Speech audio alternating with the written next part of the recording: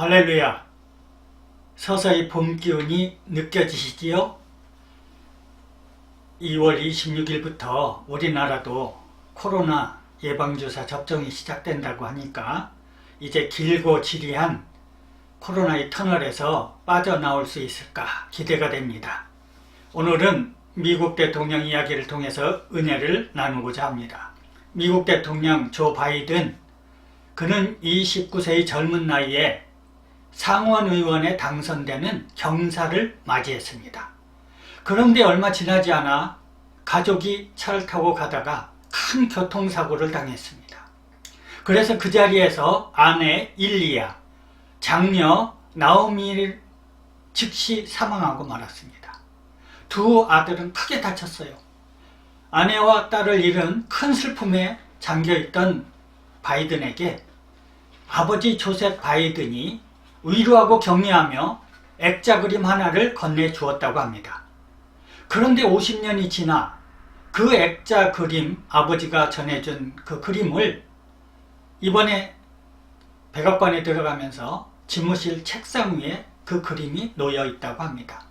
이 액자 그림은 제목이 공포의 헤이가르라는 제목입니다. 헤이가르는 사람 이름이에요. 헤이가르라는 사람이 자신의 배를 타고 바다를 항해하던 중에 갑자기 폭풍이 몰려오면서 그 배에 벼락이 떨어졌어요. 배는 고장났고 자초하고 말았습니다. 이 시련 앞에서 헤이가르라는 사람이 하나님을 원망하며 하늘을 쳐다보며 외쳤습니다. Why me? Why me? 하나님, 나에게 왜 이런 시련이 있어야 합니까? 왜 나에게 이런 시련이 있어야 합니까? 그때 하늘에서 하나님의 음성이 들려왔다고 합니다. Why not? 왜 너는 안 되지? 이 그림을 통해서 바이든 대통령은 두 가지 큰 인생 교훈을 깨달았다고 하는 것입니다.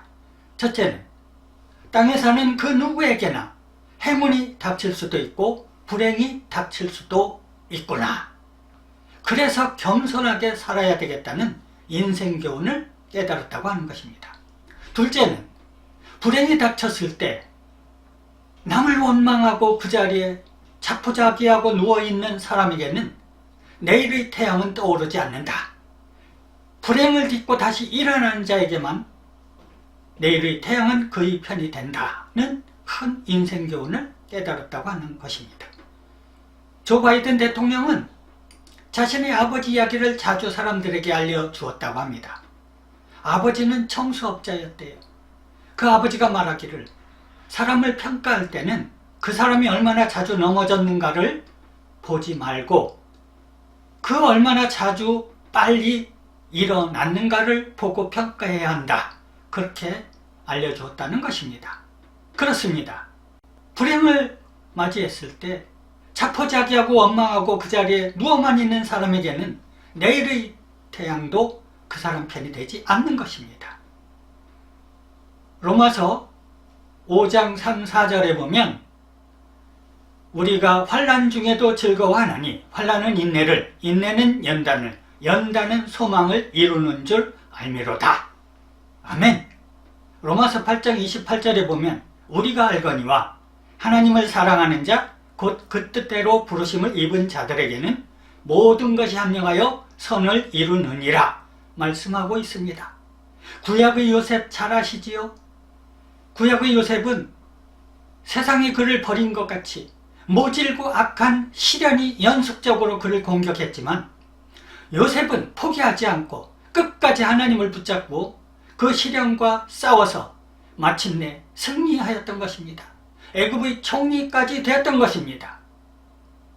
7년 대 흉년이 닥쳤을 때 그 앞에 애굽에 팔아 넘겼던 형들이 양식을 구하러 굽혔을 때 요셉은 형제들을 보복하지 않고 쿨하게 용서해 주었던 것입니다.